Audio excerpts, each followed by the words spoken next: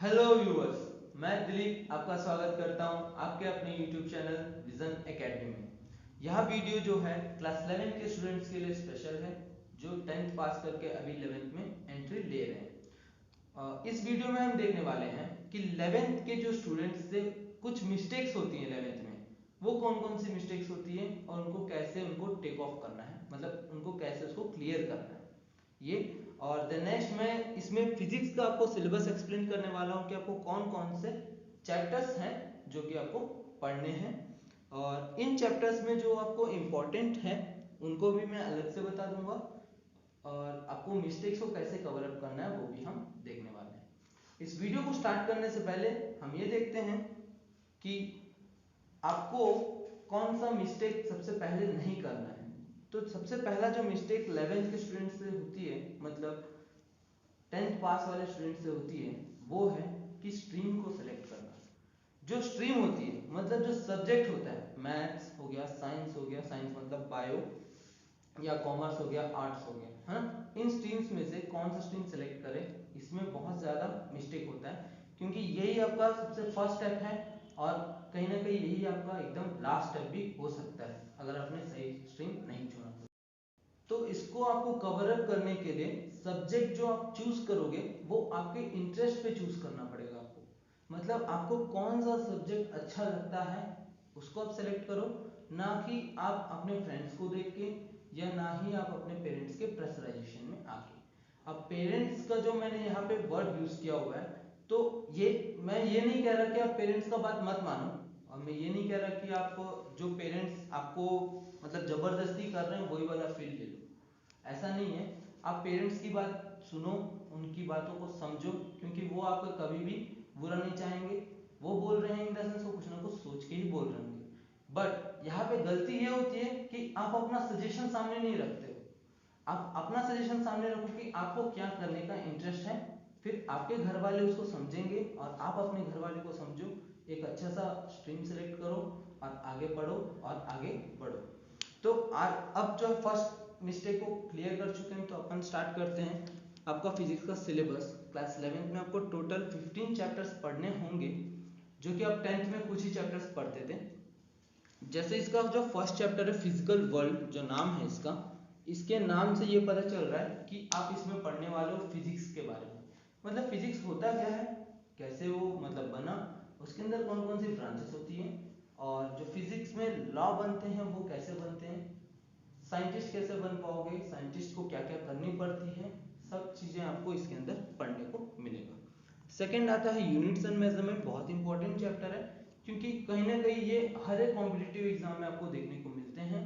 हर एक competitive exam में कहीं ना कहीं 2 या 3 क्वेश्चंस जो हैं इसमें से देखने को मिलेंगे, तो इस चैप्टर को बहुत अच्छे से पढ़ना पड़ेगा आपको।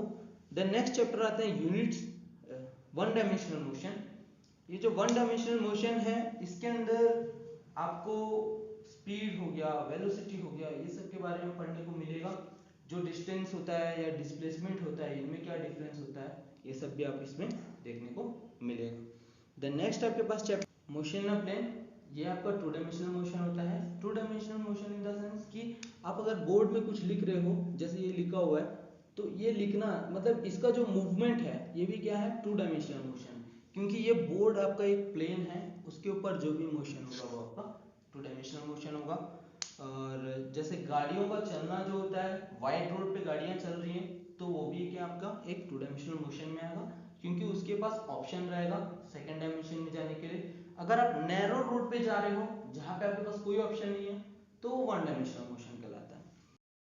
तो अब 4 चैप्टर्स कंप्लीट हो चुके हैं, तो अब अपन स्टार्ट करते हैं सेकेंड मिस्टेक की बात, जिसमें आपको ये बताऊंगा कि सेकेंड मिस्टेक जो होता है वो होता है नोट्स का। जो 11th में पहुंच चुके स्टूडेंट्स, स्ट्रीम भी अच्छा सेलेक्ट कर लिया है उन्होंने, अब उनसे जो मिस्टेक होता है वो नोट्स बनाने का होता है। अगर आपने प्रॉपर वे में नोट्स को स्टार्टिंग से नहीं बनाया है, तो आपको आगे बहुत ज़्यादा दिक्कत हो सकता है। अब वो प्रॉपर वे में नोट्स आप कैसे बनाओगे, तो स्टार्टिंग में जो, अच्छा एक बात तो ये है कि आपको अभी 10th में, अभी तक 10th तक आपको जो है क्वेश्चन आंसर्स देखने को मिलते थे, बट जैसे आपने 11th में कदम रखा तो आपको क्वेश्चन आंसर देखने को नहीं मिलेंगे। इसमें आपको सिर्फ और सिर्फ कॉन्सेप्ट्स मिलेंगे, उन कॉन्सेप्ट्स के बेस पे आप क्वेश्चंस का आंसर्स दोगे। तो एक बात याद रखना कि इसमें क्वेश्चन आंसर्स नहीं रहेंगे कि आपने रट लिए चल दिए, नहीं, आपको इसमें पढ़ना पड़ेगा, कॉन्सेप्ट को समझना पड़ेगा और अपने ओन वर्ड्स में आंसर्स को लिखना पड़ेगा। तो इसको माइंड में रख के आप नोट्स को अच्छे से क्रिएट करोगे। हर एक शॉर्ट फॉर्म्स में चैप्टर को शॉर्ट में कंप्लीट करोगे 1 पेज में, देन नेक्स्ट उसको ब्रीफ में भी आप नोट्स बना के रखो, ताकि जो शॉर्ट नोट्स हैं वो एग्जाम में आपको काम आए और जो ब्रीफ बनाया हो वो नॉर्मल टेस्ट में और आपके कॉन्सेप्ट्स के लिए काम आए। नेक्स्ट सिलेबस की बात करते हैं। तो 5th चैप्टर आपका लॉ ऑफ मोशन, जिसके अंदर आप न्यूटन्स के जितने भी लॉस हैं उनके बारे में पढ़ोगे, वो कैसे वर्क करते हैं, उनके डिमेरिट्स क्या है, मेरिट्स क्या है, ये सब। नेक्स्ट चैप्टर आता है वर्क एनर्जी पावर। अब इसमें आप लॉस ऑफ मोशन में न्यूटन्स के लॉस पढ़े तो उसमें फोर्स को पढ़ोगे।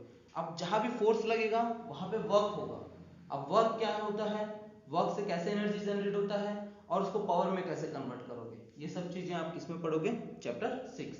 द नेक्स्ट 7 की बात करते हैं, system of particles and rotational motion. इस चैप्टर को लगभग हर एक स्कूल में लास्ट में कवर कराया जाता है, क्योंकि ये चैप्टर जो है बहुत सारे स्टूडेंट्स को ऊपर से चला जाता है, बाउंसर ही है एक तरह से। क्यों? क्योंकि कॉन्सेप्ट को समझ नहीं पाते हैं। इसमें जो है आपको ये बोर्ड के बारे में नहीं पढ़ना है, बोर्ड के अंदर के जो पार्टिकल्स है उसके बारे में पढ़ना है। इस वजह से थोड़ा बहुत बच्चों के लिए बाउंसर होता है, बट इसको भी हम बहुत अच्छे से पढ़ने वाले हैं, आगे के वीडियोस को देखते रहना।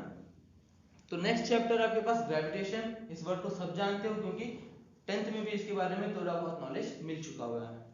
ग्रेविटेशन के बारे में 11th में बहुत ज्यादा डीप में जाके पढ़ोगे आप, कैसे होता है, कैसे वर्क करता है, कहाँ ज्यादा होता है, कहाँ पे कम होता है, कैसे उसको कैलकुलेट करोगे, मून पे कितना होता है, सन पे कितना होता है, एक्सेट्रा एक्सेट्रा।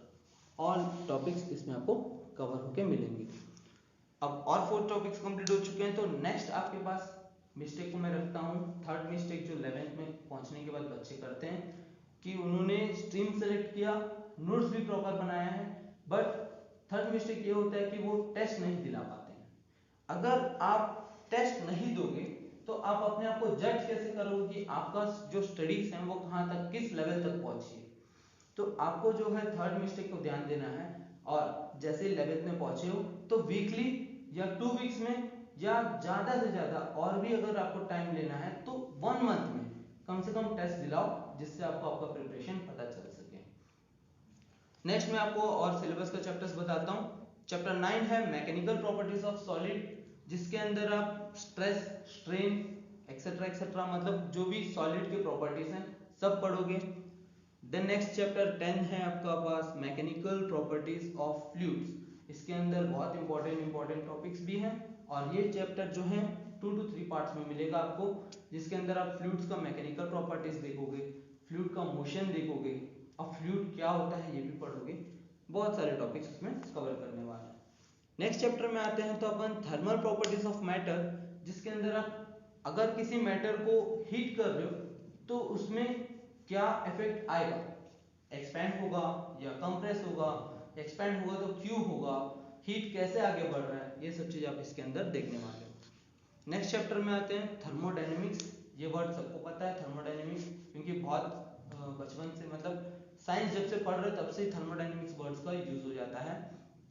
थर्मोडायनेमिक्स में आप देखोगे कि हीट क्या होता है, हीट कन्वर्ट कैसे होता है, हीट को एनर्जी में, एनर्जी को हीट में, थर्मोडायनेमिक्स के लॉ। अब अभी तक जो पढ़े हो थर्मोडायनेमिक्स के 2 लॉ पढ़े हो, thermodynamics first law, thermodynamics second law, but इसमें आप पढ़ोगे 0th लॉ, जो कि इन दोनों के बाद आया हुआ है। बट इसका नाम 0th क्यों पड़ा, इसको जानोगे जब आप थर्मोडायनेमिक्स पढ़ोगे। अब 12 चैप्टर्स हो चुके हैं, तो मैं आपको नेक्स्ट मिस्टेक को सामने रखता हूं। तो आपको फर्स्ट मिस्टेक जो बताया था मैंने, ये बताया था कि स्ट्रीम कैसे सेलेक्ट करना है। सेकेंड मिस्टेक आपका क्या करते हैं बच्चे, नोट्स बनाने का करते हैं। थर्ड मिस्टेक क्या करते हैं, टेस्ट दिलाने का करते हैं, कि टेस्ट नहीं दिला पाते हैं। अब आपने सब चीजें सही किया, स्ट्रीम सेलेक्ट किया सही, आपने किया, नोट्स भी सही बनाया है, आपने टेस्ट भी दिलाया है, बट फोर्थ मिस्टेक होता है एनालिसिस का। आपने इतना कुछ किया है, अगर एनालिसिस नहीं करोगे तो आपका ये फोर्थ मिस्टेक आपको हो सकता है 11th में बहुत पीछे छोड़ दे। क्योंकि आप टेस्ट देने के बाद एनालिसिस करो कि आपका नंबर कहाँ कम हो रहा है, आपका नंबर किस वजह से कट रहा है, कौन सा कॉन्सेप्ट आपका खराब है, किस वजह से आपका नंबर्स कम हो रहे हैं, इसको आप अच्छे से जान पाओ और उसको आप बढ़ा पाओ, क्लियर कर पाओ, तो आप अच्छे फ्यूचर की तरफ आगे बढ़ सकते हो। और ये सिर्फ 11th की बात नहीं है, आप जो भी क्लास पढ़ रहे हो उस क्लास में अगर इसको अप्लाई करोगे कि टेस्ट देने के बाद एनालिसिस करना, तो आपका फ्यूचर बहुत ब्राइट होने वाला है। द नेक्स्ट बाकी बचे 3 चैप्टर्स और 5th मिस्टेक के बारे में बताऊंगा। नेक्स्ट चैप्टर है आपके पास काइनेटिक थ्योरी ऑफ गैसेस। इसके अंदर आप गैस के बारे में पढ़ोगे, जो भी गैसेस होती हैं उनके मॉलिक्यूल्स में कितना वेलोसिटी होता है, वो मॉलिक्यूल्स कैसे मूव करते हैं, दीवार में टकराने के बाद किधर जाते हैं, कैसे जाते हैं, ये सब को पढ़ोगे। और फिजिक्स पूरा इमेजिनेशन पे डिपेंड है, तो आपका माइंड को ओपन रखना बहुत जरूरी है। नेक्स्ट चैप्टर है आपके पास ऑसिलेशन। ऑसिलेशन जानते हो, पेंडुलम या फिर टू एंड फ्रो मोशन, ये सब चीज इसके अंदर पढ़ने वाली। अब मैं टू एंड फ्रो मोशन बोल दिया, ये क्या होता है, तो जब आप चैप्टर पढ़ोगे तब मैं आपको और अच्छे से समझा दूंगा। देन नेक्स्ट आता है वेव्स। वेव्स जानते हो कि इस पूरे यूनिवर्स में जो भी चीजें हैं, हर एक मैटर जो है वेव्स से ट्रैवल होता है, ये पता है आपको?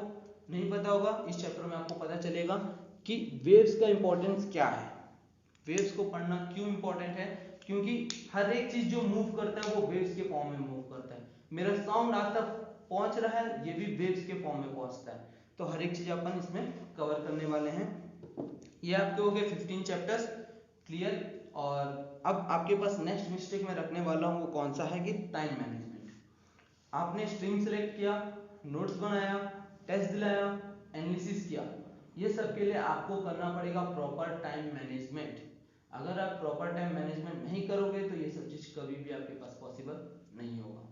इसको पॉसिबल करने के लिए टाइम मैनेजमेंट इसलिए जरूरी है क्योंकि आपको सिर्फ एक सब्जेक्ट नहीं पढ़ना है, आपको पढ़ने हैं 5 सब्जेक्ट्स, या कोई किसी किसी के पास 6 सब्जेक्ट्स होते हैं। और सिर्फ आपको 11th ही पास करके घर में नहीं बैठना है, आपको आगे की भी तैयारी करनी है। तो उसके लिए टाइम मैनेजमेंट बहुत जरूरी है। अगर आपने नहीं देखा है टाइम मैनेजमेंट और आपको नहीं पता है कैसे करना है, तो मैंने एक वीडियो बनाया हुआ है जिसका लिंक मैं डिस्क्रिप्शन में दूंगा, उसको जाके जरूर देखिए, टाइम मैनेजमेंट आपको पता चल जाएगा। तो इस वीडियो में इतना ही, आगे के वीडियो में हम स्टार्ट करेंगे फिजिकल वर्ल्ड से।